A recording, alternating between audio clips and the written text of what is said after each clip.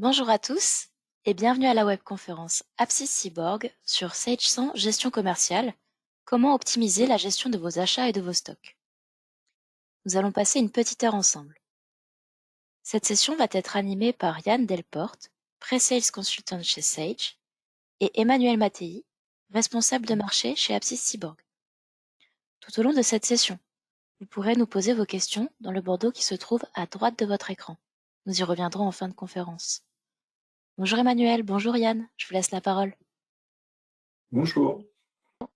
Bonjour à tous, merci Léa pour cette introduction et on va donc passer tout de suite au vif du sujet de ce matin. Alors, d'abord quelques éléments sur Apsis Cyborg pour vous rappeler ou vous présenter l'entreprise. Apsis Cyborg, une entreprise mature, 35 ans, un peu plus même désormais.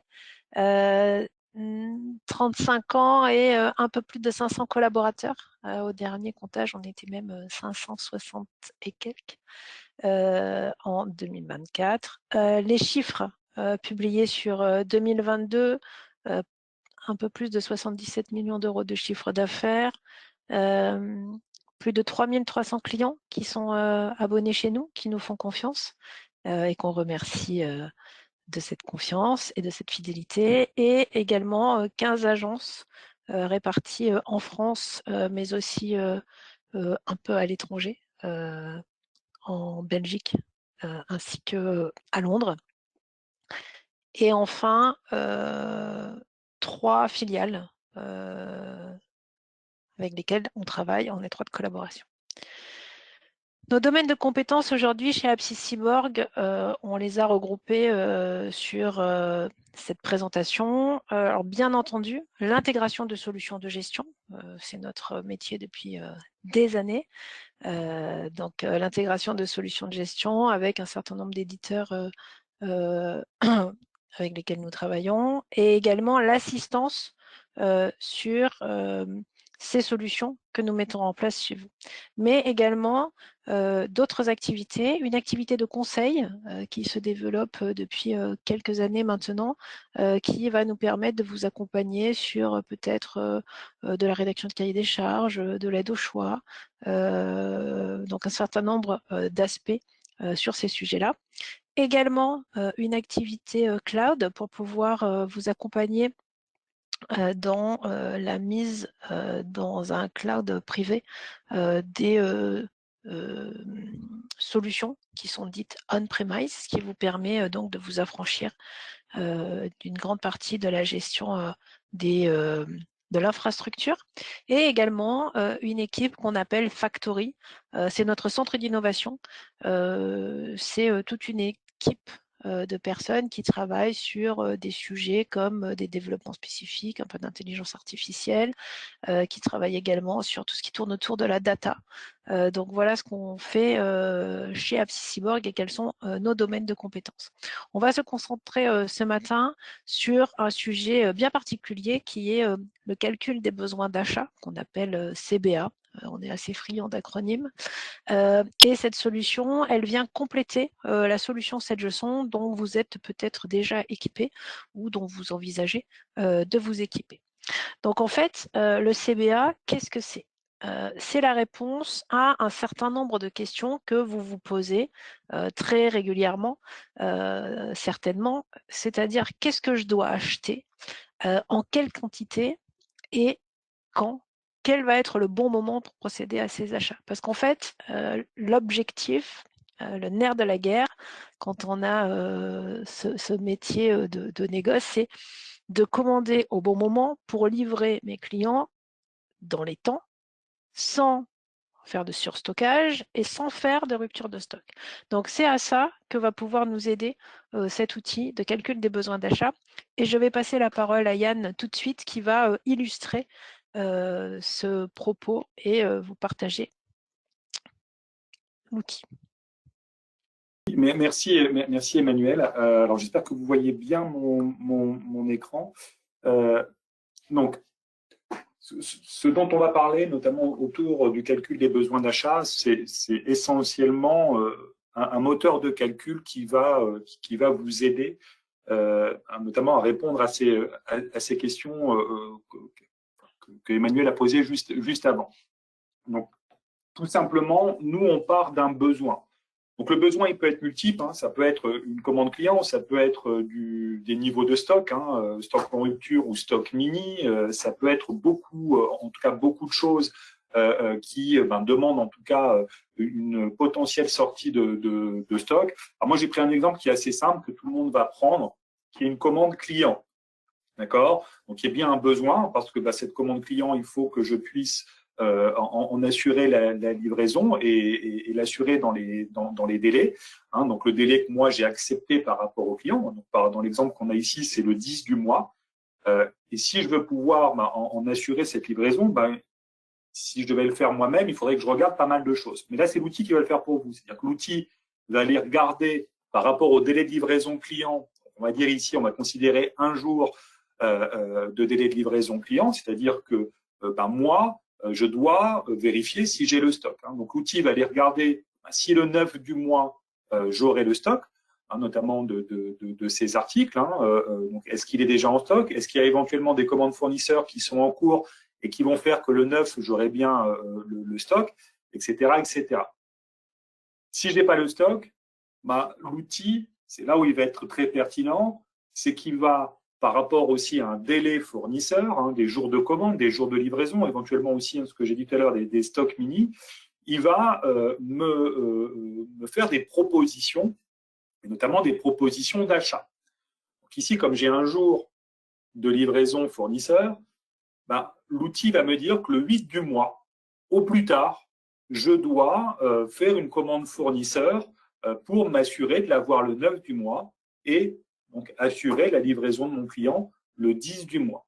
Et c'est vraiment cette partie proposition qui va piloter toute la partie réapprovisionnement, toute cette partie achat au travers, en tout cas, d'éléments qu'on va vous montrer au niveau de la démonstration qui sont très simples à comprendre et qui vous permettent de rien oublier et de vous assurer d'avoir du stock, d'éviter les ruptures et surtout, comme l'a dit Emmanuel, d'éviter de faire du surstockage. Donc, le principe de fonctionnement, ça va être basé sur votre gestion commerciale 7G100. Hein, donc, on va venir rajouter ce fonctionnel à la gestion commerciale. Donc, dans votre gestion commerciale, vous avez un certain nombre de données, hein, des articles, des dépôts, des tiers, des clients, des fournisseurs, des tarifs, des stocks, etc. Donc, classiquement, vous vous saisissez vos commandes de vente, hein, vos commandes clients. Si j'ai du stock, cette commande, je peux la livrer et je vais pouvoir facturer mon client. Et c'est toujours cette partie ici, stock, qui est un peu embêtante, hein, qui est un peu le poil à gratter des sociétés, hein, surtout depuis notamment le Covid et la guerre en Ukraine qui font que les délais sont plutôt en dents de scie. Hein. Là, l'outil, qu'est-ce qu'il va faire? C'est qu'il va aller lire l'ensemble de ces données, les injecter dans le moteur de calcul, hein, dont je vous ai parlé juste avant, et ce moteur de calcul, il va me faire des propositions d'achat. Donc, qui dit proposition d'achat, il ne va pas créer tout de suite les commandes d'achat. Hein. Qui dit proposition, c'est vous, et vous le verrez, vous avez la main, vous pourrez les valider en commande d'achat. Et une fois que j'ai ma commande d'achat, bien sûr, je vais faire ma réception fournisseur, je vais avoir mon stock, je vais pouvoir livrer, etc. Ça, c'est déjà très bien, mais on va quand même beaucoup plus loin parce que dans certains métiers, il y a besoin d'anticiper. Hein, donc, on sait gérer des prévisions de vente. Hein, donc, cette partie anticipation, parce que dans certains métiers, il y a une logique de régularité, il y a une logique aussi de saisonnalité hein, des commandes clients. Et moi, cette logique-là, je la connais, je la maîtrise, hein, c'est mon métier. Et j'ai besoin de pouvoir l'injecter dans mon calcul, de pouvoir anticiper, de ne pas attendre que la commande client soit dans le système pour éventuellement passer mes commandes. Hein, donc, de m'assurer, au travers de cette anticipation, de faire, par rapport aux propositions d'achat, mes achats largement en avance pour m'assurer le stock et pouvoir livrer dans des conditions très rapides mes articles à mon client. Ces prévisions, vous le verrez, elles peuvent se faire manuellement, mais elles peuvent aussi se baser sur l'historique des facturations clients.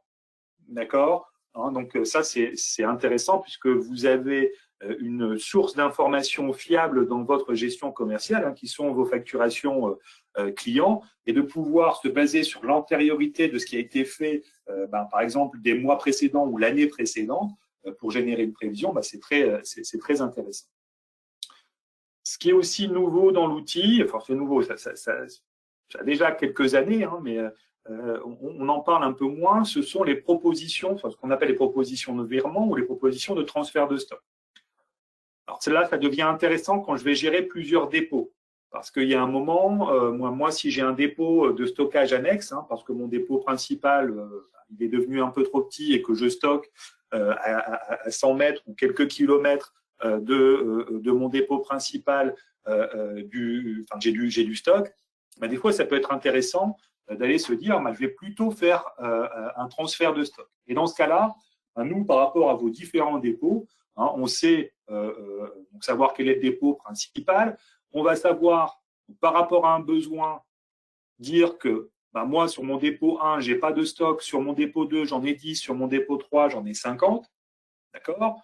Dans ce cas-là, mon dépôt 2 ou mon dépôt 3 peuvent fournir mon dépôt 1 pour m'éviter déjà, moi, de faire un achat, hein, d'éviter de sortir de la trésorerie et pour pouvoir répondre à ce besoin, tout en sachant qu'on ne se limite pas à ça. C'est-à-dire qu'on va aussi gérer des priorités interdépôts, c'est-à-dire qu'ici, je priorise le dépôt 2 pour réapprovisionner mon dépôt 1. Tout simplement parce que mon dépôt 2 est très proche du dépôt 1, donc c'est quasiment, je dirais, un transfert qui se fait de façon instantanée. Et mon dépôt 3, par exemple, moi je suis basé à Lille, mon dépôt 3 il est basé à Marseille. Bien sûr que ça va prendre plus de temps, hein, si je veux faire ramener quelque chose de Marseille à mon dépôt 1. Donc je ne le priorise pas, il est en niveau 2 de priorité. Et l'avantage, hein, c'est qu'avec ces virements interdépôts, je vais réapprovisionner mon dépôt 1, d'accord, pouvoir répondre aux besoins et pouvoir couvrir ce besoin. Donc là, on va passer à la démonstration. Donc ici, moi, je suis dans cette option, hein, cette je sens calcul des besoins d'achat. Dès que je l'installe, c'est connecté à ma gestion commerciale. Donc, l'ensemble des données de ma gestion commerciale est visible par cet outil et récupéré par cet outil, c'est-à-dire que je vais récupérer l'ensemble de mes articles, hein, donc tous mes articles de ma gestion commerciale, je vais pouvoir les récupérer ici. Si je prends en exemple ici un article, je récupère toutes les informations. Hein. Quand je dis toutes les informations, hein, c'est la typologie de l'article, c'est aussi les notions de référencement fournisseur, hein, donc avec les délais, les quantités minimales de réappro, les prix d'achat, etc. Je récupère aussi les informations de stock, hein, tout ça est complètement, je dirais, transparent, hein, quand vous installez le CBA, et toutes ces informations sont récupérées de façon native. Ce qui est récupéré aussi, hein, c'est les informations au niveau des clients, des fournisseurs, etc., des numéros d'affaires, si vous gérez les numéros d'affaires. Et ce qui est aussi intéressant, c'est que si je regarde les fournisseurs, je vais double-cliquer sur ce fournisseur si j'y arrive. Je ne vois pas pourquoi il ne veut pas m'ouvrir la fiche. Voilà. Donc, je récupère bien aussi mes informations fournisseurs. Hein. Ça, c'est pas moi qui les remplis. Hein. Ça a été récupéré de la gestion commerciale 700. Mais j'ai deux onglets qui sont quand même indépendants par rapport à la gestion commerciale. Ce sont l'onglet Réappro et calendrier, où je vais pouvoir me fixer des délais moyens de réapprovisionnement, des montants aussi minimum, des poids minimum, des quantités minimum d'achat. Ici, vous voyez que j'ai mis un niveau de franco au niveau du port à 1 000 €, parce que ça peut être intéressant. Hein. Moi, si je vois que j'achète à 900 € chez ce fournisseur, si je suis alerté que mon franco est à 1 000 €, je peux aussi regarder si je peux pas aller un peu plus loin pour atteindre ces 1 000 € et éviter des frais complémentaires au niveau de mes achats. Tout ce qui est jour de commande, jour d'ouverture, jour de livraison, c'est aussi très intéressant, hein, notamment sur les jours de livraison ici. Hein. Si moi, je sais que mon fournisseur ne me livre que le mercredi parce que je suis dans sa tournée du mercredi, il faut que j'anticipe. Hein, et l'outil va permettre d'anticiper ça. C'est-à-dire que moi, si j'ai un besoin de livrer quelque chose le mardi, enfin en tout cas d'expédier quelque chose le mardi, il faut que j'anticipe d'une semaine. C'est-à-dire que si je passe ma commande le lundi même, je vais la recevoir que le mercredi, donc je vais déjà être en retard pour ma livraison. Donc tout ça est géré dans l'outil. Et on peut bien sûr venir aussi ajouter des fermetures, c'est-à-dire que si je veux ici que mon client, je puisse le fermer tout le mois, mon client, mon fournisseur, pardon, je puisse fermer tout le mois d'août, je vais pouvoir dire il est fermé tout le mois d'août et de pouvoir gérer cette information au niveau des réapprovisionnements, c'est-à-dire que moi, si j'ai des réapprovisionnements à faire sur le mois d'août, il va me les anticiper au mois de juillet parce que il va savoir que mon fournisseur est fermé. Allez, on va rentrer dans le vif du sujet, on va rentrer dans la partie calcul des besoins. Donc, c'est ici que je vais avoir mon moteur de calcul, il est ici, mon calcul des besoins, et il va me générer des propositions. Donc, des propositions d'achat, des propositions aussi, si je gère un peu de fabrication ou d'assemblage dans ma gestion commerciale, parce que j'ai l'option fabrication, il va pouvoir aussi me faire des propositions d'ordre de fabrication. Vous voyez qu'aussi, il peut me faire des propositions de transfert de stock. Et on va en parler, ça c'est une nouveauté de la version 10. On va pouvoir aussi gérer, notamment si dans mon métier, j'ai des dates de péremption à gérer et que je veux pouvoir suivre ça de façon détaillée et éviter un moment d'avoir l'information comme quoi mon stock est périmé et que je ne peux pas l'expédier, et du coup de faire la commande en retard chez mon fournisseur.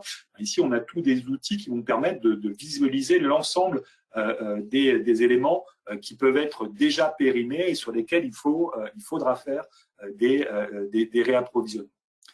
Donc, avant d'aller dans le lancement du calcul des besoins, je vous ai parlé des prévisions. Donc, ça, c'est inclus de façon standard dans l'outil. Je vais pouvoir, moi, me créer des prévisions.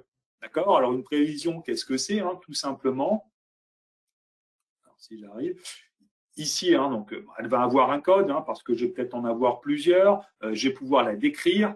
Je vais pouvoir la rattacher à un client ou à un code à faire.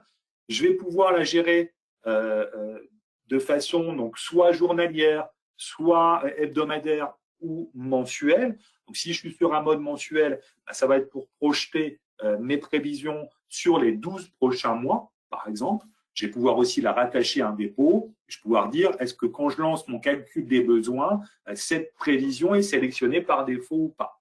Et une prévision, derrière, qu'est-ce que c'est? Ça va être un ensemble d'articles. Bon, ici, moi, j'en ai qu'un, mais c'est juste pour l'exemple, sur lequel je vais avoir dans les mois futurs, ici, un certain nombre de prévisions en quantité de vente ou quantité de consommation, tout dépend de l'origine du besoin, et de pouvoir dire, par exemple, ici, au mois de juillet, au mois d'août, au mois de septembre, je vais en avoir besoin de 10. Ce qui me permet d'anticiper, moi, des achats, surtout quand les achats peuvent être, en tout cas, les réapprovisionnements peuvent être assez longs, plusieurs semaines, par exemple. C'est intéressant, moi, de pouvoir anticiper et du coup d'injecter ces informations dans mon calcul des besoins pour anticiper ces achats, tout en sachant que c'est une potentielle réalité de vente, parce que je maîtrise, moi, cette partie-là.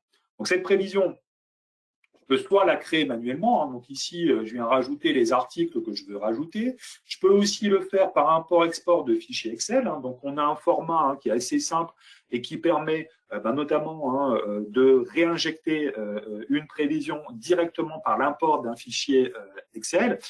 Et puis, on ne va pas en rester là parce que les prévisions, je peux complètement les automatiser. C'est-à-dire que j'ai moi ma gestion commerciale. Dans ma gestion commerciale, j'ai un historique de facturation, donc une certaine réalité de terrain de ce qui a déjà été fait. Et je vais pouvoir aller chercher ici dans les 12 derniers mois de facturation pour générer une prévision sur les 12 prochains mois, d'accord, avec la possibilité de mettre un coefficient de pondération ici, donc pour pouvoir majorer ou minorer ma prévision et de pouvoir créer une nouvelle prévision. Alors, donc pour ça, il suffit juste que j'aille, par exemple, chercher une famille d'articles. Ici, je vais prendre mes bijoux, mes bijoux or, d'accord, et de pouvoir après valider pour lancer une prévision. Donc, pour générer soit une nouvelle prévision, soit mettre à jour une prévision existante. Donc, je pourrais éventuellement mettre à jour ma prévision CBA par ce biais-là. Alors, ce qui est aussi très intéressant, c'est qu'ici, si je le fais, c'est pour l'ensemble de mes clients. Des fois, dans certains métiers, on a besoin de gérer des prévisions par client, notamment quand je travaille avec la grande distribution, ça peut être intéressant, et de se dire, bah, ici, moi, cette prévision, je vais en tout cas la centrer sur mon client Cara, c'est-à-dire que je vais bien aller regarder l'ensemble des factures de mon client Cara qui ont ces articles-là, en retirer les quantités, pour venir générer une prévision comme celle que vous voyez ici. Donc, une fois que j'ai ces prévisions, je vais pouvoir lancer mon calcul des besoins. Donc, vous voyez que dans le calcul des besoins, quand je le lance, il y a quelques petits paramètres. Est-ce que j'ajoute ou non cet aspect prévisionnel? Donc, ça veut dire que ici, si je laisse cocher, c'est que je vais prendre en compte, en plus de mes besoins fermes, les besoins prévisionnels. Ici, si je le décoche, bien sûr que là, je ne prends que mes besoins fermes, c'est-à-dire mes commandes clients fermes, mes informations de stock à date, c'est-à-dire aujourd'hui, mais aussi dans les projections futures de ce qui va entrer et ce qui va sortir, les informations de stock mini, etc., etc. Tout ça va me permettre en tout cas de suivre et d'avoir une proposition qui soit la plus adaptée. Donc moi, je vais le faire uniquement sur mes besoins fermes. Je ne vais pas injecter de prévision. Je vais prendre en compte mes stocks mini. Si je gère des nomenclatures au niveau de la partie d'options fabrication, je pourrais faire juste un calcul sur le premier niveau de nomenclature. Mais par défaut, l'outil va aller regarder l'ensemble des niveaux de nomenclature. Ça, c'est un avantage aussi, parce que la gestion commerciale ne sait pas le faire. Je vais démarrer mon calcul. Donc, vous ne voyez pas parce que j'ai une petite fenêtre qui vient de s'afficher sur mon autre écran, mais le calcul est déjà terminé. Donc, même sur des gros volumes, on est sur des temps de calcul qui sont très rapides. Le plus long temps de calcul que j'ai pu voir moi, c'était entre 10 et 15 minutes. Ça laisse juste le temps d'aller se faire couler un café, de revenir et on a ces propositions. Donc ici, il m'a fait des propositions d'achat. D'accord? Donc j'ai la liste de mes propositions d'achat. Il peut me faire aussi, donc si j'ai l'option fabrication, des propositions de lancement de fabrication. Et il peut me faire aussi donc des propositions de transfert de stock et aussi me lister tout ce qui ne va pas au niveau des délais de péremption. Transfert de stock, ça va être intéressant. Avant d'aller, moi, lancer mes achats, c'est peut-être intéressant d'aller regarder ce que je peux transférer d'un stock à un autre. Pourquoi? Parce que tout simplement, ça m'évite de sortir de la trésorerie, de faire un achat que moi, des articles que j'ai déjà à disposition dans d'autres dépôts. D'accord? La partie péremption, ce qui est nouvelle, est aussi très intéressante.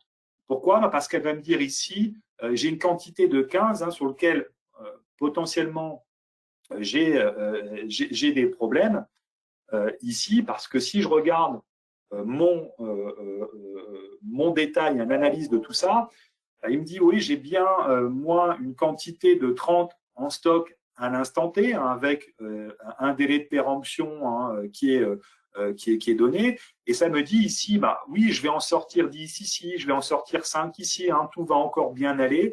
Et ici, il me dit, attention, ici, à partir de la semaine 18, tu vas avoir du stock perdu ou inutilisé. Donc, c'est tout ce stock ici qui va être perdu. Pourquoi? Parce que ma date de péremption est au 1er mai. Et ici, mon prochain besoin et ma prochaine sortie est pourtant un besoin aussi. Mais ça veut dire que tout ce stock ici, ces 15 quantités, pour moi, ils vont passer le délai de péremption et donc le stock est perdu. Même si physiquement j'ai du stock, clairement, c'est du stock que je ne peux pas expédier et qu'il va falloir que je réapprovisionne. Donc ici, il me fait des propositions de réapprovisionnement pour cet article-là, pour que je puisse m'assurer, du coup, par rapport à un délai de péremption dépassé, de pouvoir réapprovisionner mon stock.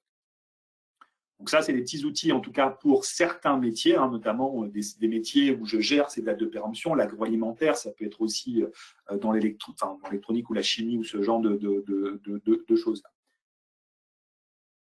je vais passer sur ce qui est le plus simple et ce que vous utiliserez le plus souvent, qui est la partie achat.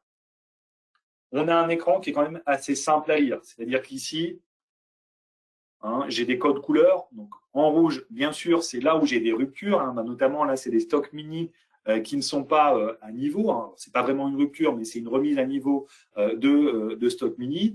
Et en vert, c'est là où j'ai encore le temps de passer ma commande. C'est-à-dire que le calcul des besoins, lui, il va, par rapport au délai de réapprovisionnement fournisseur et la date de votre besoin, il va vous calculer la date au plus tard à laquelle vous devez passer votre commande chez votre fournisseur, notamment le fournisseur ici principal, bio. Et il va aussi vous calculer la date de livraison, puisque j'ai le délai, moi, de livraison fournisseur, pour vous dire, normalement, ça devrait arriver à telle date. Tout en sachant que cet écran, moi, je peux me le réadapter complètement, c'est-à-dire que si je veux regrouper par fournisseur, je prends juste ma colonne, je la dépose dans la partie regroupement et ici, j'ai regroupé et je peux même aller jusqu'à dire montre-moi uniquement, donc par rapport aux dates de commande fournisseur, donc c'est bien les dates aux commandes au plus tard, montre-moi ce que je dois commander cette semaine. D'accord? Donc tout ça me facilite la lecture de toutes les informations. J'ai aussi d'autres informations que je peux avoir très facilement. Donc ici, si je prends une ligne, par exemple, je dois réapprovisionner une quantité de 10 pour mon article CBA ici. Si je double-clique sur la ligne, je vais tout de suite voir à quoi ça correspond. Notamment, je vais avoir une quantité de 10 qui va être consommée, qui est pour un besoin en tout cas de livraison chez le client le 10 avril. Comme j'en ai que 5 en stock et que je dois avoir un stock mini, il m'en propose d'en commander 10 pour m'assurer toujours ce niveau de stock mini de 5. Et il me dit, tu peux l'acheter chez ton fournisseur bio ou tu peux aussi l'acheter chez d'autres fournisseurs, Broloc ou Germain ici. Donc, je pourrais notamment dire, Germain, il est plus intéressant, il est moins cher. Je pourrais simuler. Et ici, je vois tout de suite que si je prends Germain, pour le 10, en tout cas une livraison le 10 avril de mon client, c'est pas possible. Oui, parce que j'ai pas lu jusqu'au bout. Germain, il a un délai de réapprovisionnement de 15 jours. Donc certes, il est moins cher, mais il est plus loin à livrer. Donc moi, si je veux respecter les délais de livraison de mes clients, je vais pas pouvoir choisir Germain. Comprenez bien qu'ici, une fois que moi j'ai fait mes filtres pour limiter en tout cas la vision de ce que je dois réapprovisionner vraiment à ce que j'ai vraiment besoin de voir, derrière, c'est un peu comme une liste de courses. C'est-à-dire que je vais valider les différentes propositions, c'est-à-dire que mes propositions ici, sélection ma ligne, je peux envoyer ça en proposition d'achat. Je pourrais éventuellement dire, moi, je peux avoir un bon prix si j'achète des grosses quantités chez le fournisseur. Et donc, au lieu de commander à date, je vais tout regrouper pour bien récupérer une commande plus grosse sur cet article-là, etc. Comme je peux aussi éventuellement sur des grosses quantités. Alors, j'en ai pas ici, mais on va le faire ici sur une liste. Je pourrais aussi découper. C'est-à-dire, non, je vais peut-être le découper parce que je sais qu'il m'en reste, etc. Donc, tout ça, c'est des choses que je peux faire en préalable dans cette liste-là. Et cette liste-là, c'est ni plus ni moins qu'une liste de courses. Donc, moi, je vais valider les différentes propositions. Et ces différentes propositions, elles vont aller dans mon caddie, comme quand je fais mes courses. C'est-à-dire que moi, je vais avoir un visuel qui va être regroupé fournisseur par fournisseur parce que je ne vais pas faire une commande pour chacun des articles que je commande chez un fournisseur. Ici, il va me dire, voilà tout ce que tu as commandé chez Bio, voilà tout ce que tu as commandé, enfin en tout cas validé, pas commandé, validé en termes de proposition chez Broloc. Et de pouvoir encore avoir la main pour changer des informations, d'avoir aussi des informations. Si je reprends ici, vous voyez que si je fais un contrôle-clic, je vais avoir l'ensemble des informations sur cet article-là, combien j'en ai en stock, les tarifs d'achat chez mes fournisseurs, de voir qu'il y a déjà des commandes en cours chez ce fournisseur bio. Donc, je peux même aller interroger l'article pour voir l'ensemble de mes tarifs d'achat. Donc, si j'ai des tarifs avec des niveaux de remise ou des paliers quantitatifs, tout ça va être utilisé pour notamment calculer les différentes informations ici de tarifs. Une fois que moi, je suis d'accord avec ce que j'ai ici comme validation de commande, j'ai juste à cliquer sur commander pour générer, sans avoir à rien saisir, le bon de commande fournisseur dans ma gestion commerciale. Ce qui est aussi intéressant, vous l'avez peut-être remarqué ici, j'ai un 1000 en rouge. Pourquoi? Parce que moi, j'ai dit que j'avais un franco au niveau du port qui se déclenchait à partir de 1000 euros. Moi, mon total ici, il est de 500 euros. Qu'est-ce que je peux faire pour éviter ces frais de port? Je peux éventuellement revenir ici en arrière et éventuellement regarder si j'ai pas d'autres choses à commander chez Bio, éventuellement élargir mon horizon de date. Ou si j'ai vraiment plus rien, je peux quand même ici aller faire un plus et avoir l'ensemble des articles qui sont référencés chez Bio et venir choisir dans cette liste, parce que je sais que je vais potentiellement, même si j'ai pas encore le besoin, je sais que c'est un article qui tourne très facilement, pouvoir aller chercher dans cette liste-là. D'accord? Vous voyez la facilité, le pilotage que ça vous amène sur cette partie Réapro au niveau de l'outil. Dernière chose, parce que on a vu, on a pas mal d'éléments graphiques qui sont à disposition dans l'outil, mais on a aussi un superviseur d'achat que je vais appeler la tour de contrôle, moi pour le responsable des achats, où il va pouvoir voir l'ensemble des articles sur lesquels j'ai au moins une commande en cours, avec le poids que ça représente en chiffre d'affaires d'achat, mais aussi en quantité. La liste aussi de tous les fournisseurs sur lesquels j'ai au moins une commande en cours et la liste de toutes mes commandes fournisseurs qui sont dans ma gestion commerciale avec des informations qui sont intéressantes. Notamment ici, vous avez un petit pictogramme de couleurs, donc vert, rouge, ou il peut être aussi bleu. Notamment, rouge, ça veut dire qu'il est en retard. C'est-à-dire qu'ici, ma livraison fournisseur est en retard. Elle aurait dû arriver le 26/3. Ici, je peux dire, attention, elle est en retard. Bon, là, j'ai déjà plusieurs jours de retard, j'aurais pu réagir avant. Et ici, je peux cliquer sur le petit crayon pour venir modifier directement à partir de cet écran la date de livraison, donc soit au niveau de l'entête, soit au niveau des lignes de ma commande fournisseur. Et après, j'ai un certain nombre d'informations. Je peux le voir commande par commande, fournisseur par fournisseur. J'ai même la visibilité sur un calendrier des livraisons fournisseurs. C'est-à-dire qu'ici, je vois déjà la commande qui était en retard tout à l'heure. Je vois aussi ce qu'on va me livrer dans le futur. Ici, je veux voir ce qu'on va me livrer ici le 2 mai. Ici, je vois que le 2 mai, c'est la commande numéro 7 chez mon fournisseur Eclador pour cet article-là, telle quantité, tel prix. D'accord? Donc, j'ai vraiment ici ce que moi j'appelle la vision 360 ou la tour de contrôle sur la partie achat qui permet de voir tout ça. Donc, si je reviens ici, on a fait le tour en tout cas de cette présentation, mais ce qui est intéressant, c'est de comparer ce que fait cette option pour la gestion commerciale qui est le calcul des besoins d'achat par rapport à ce que fait aujourd'hui la gestion commerciale, je dirais en fonctionnel standard, sur la partie réapprovisionnement. Vous voyez bien que côté gestion commerciale, oui, on gère des choses, mais on ne gère pas tout ce que peut gérer le calcul des besoins d'achat.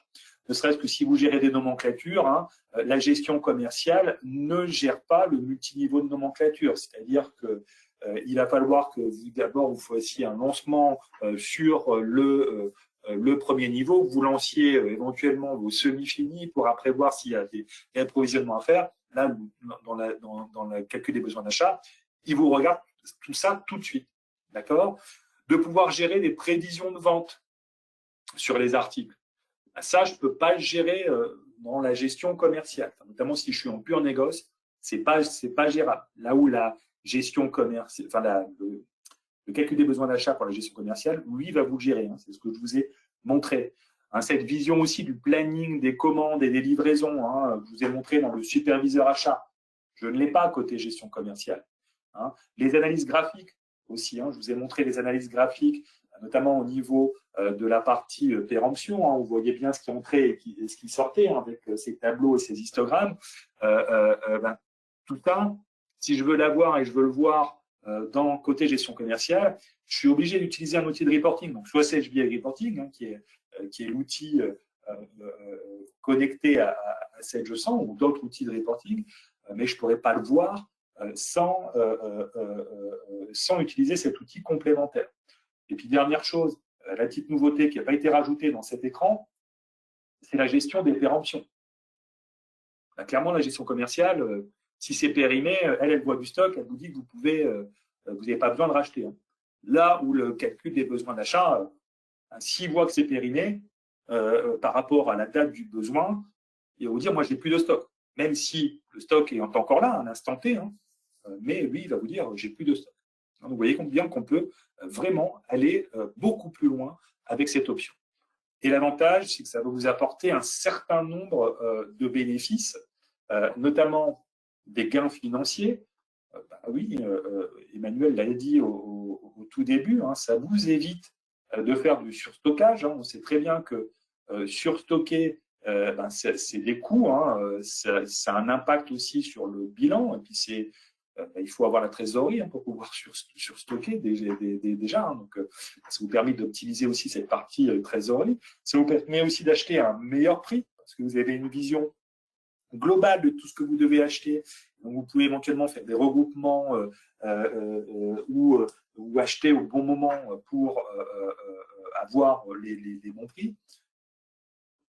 En bénéfice, c'est surtout un gain de temps. C'est un outil qui vous fait gagner du temps. Hein. C'est l'outil qui vous liste tout ce que vous devez réapprovisionner par rapport, en tout cas, à son moteur de calcul.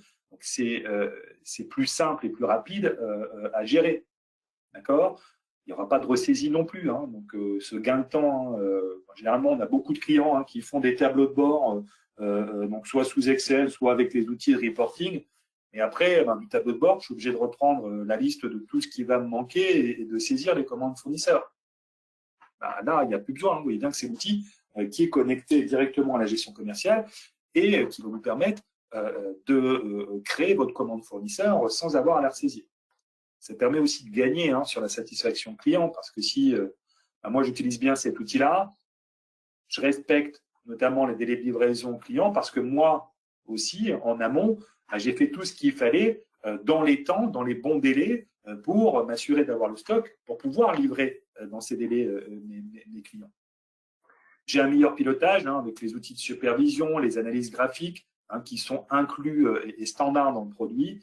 Et j'ai une meilleure anticipation, notamment avec ces prévisions de vente que je peux injecter dans l'outil, je peux anticiper. Et Dieu sait que aujourd'hui, vu notamment les délais fournisseurs qui sont vraiment en dents de scie, moi, si je sais anticiper, hein, ça me fait gagner en sérénité sur la capacité à livrer mes clients, parce que j'aurais fait mes achats de façon un peu plus anticipée, je me serais assuré d'avoir le stock un peu plus en amont, et si j'anticipe, potentiellement, si j'ai une rupture chez un fournisseur ou un délai qui s'allonge parce que le fournisseur n'arrive pas à me livrer dans les temps, je peux, entre guillemets, si j'ai anticipé, faire que ce délai soit noyé dans cette anticipation, hein, en tout cas ce délai de retard, hein, et d'éviter du coup moi de livrer en retard mon client.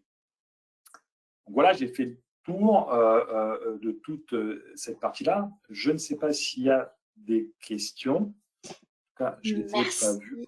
Merci Anne, merci Emmanuel pour cette présentation. Alors, passons maintenant à la session questions-réponses. Donc, première question. Faut-il avoir le module gestion de production pour utiliser le calcul des besoins d'achat? Yann, tu veux répondre? Je réponds. Vas-y, vas-y. Oui, non, je peux répondre.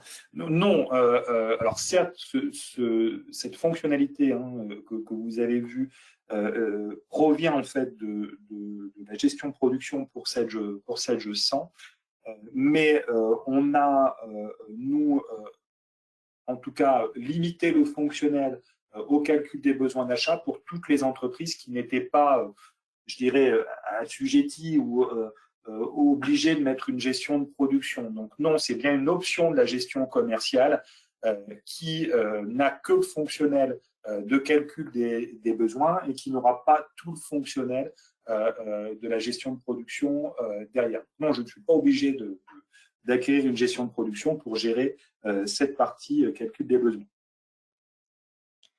Merci. Autre question. Quels sont les prérequis pour mettre en place de façon opérationnelle le module calcul des besoins d'achat? Alors, il y a beaucoup de choses. Je pense qu'Emmanuel complétera ce que je vais dire. Okay.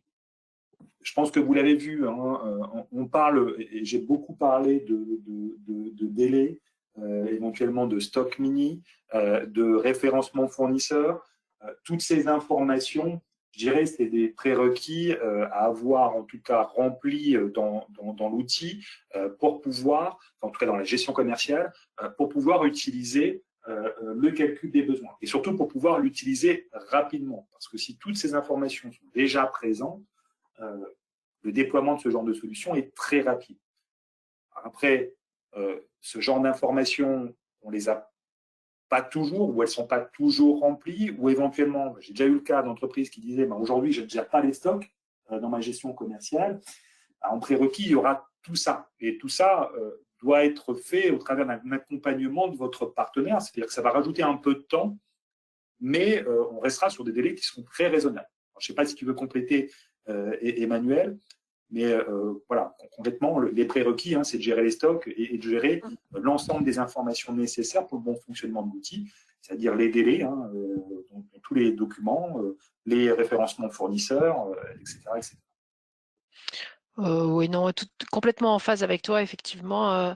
Et bien insister sur le fait que c'est donc une fonctionnalité complémentaire qu'on va pouvoir ajouter à la gestion commerciale et qu'on va déployer rapidement. C'est-à-dire qu'entre les petites subtilités de paramétrage et la prise en main, le transfert de compétences qu'on va faire pour que vous puissiez être autonome dans l'outil, ça va plutôt assez vite, à la condition, bien entendu, que vous gériez déjà les stocks. Sinon, c'est un petit peu plus de temps pour vous transférer la compétence sur ce sujet de gestion de stock, mais sinon, ça va plutôt très vite. Merci pour vos réponses. Nous n'avons plus d'autres questions. Alors, merci beaucoup Emmanuel et merci beaucoup Yann pour cette présentation et merci à tous de nous avoir suivis. Vous pouvez retrouver les sujets de nos prochaines conférences web directement sur notre site apsiscyborg.com. Bonne journée à tous et à bientôt. Merci, bonne journée, à très bientôt. Au revoir. Merci, au revoir.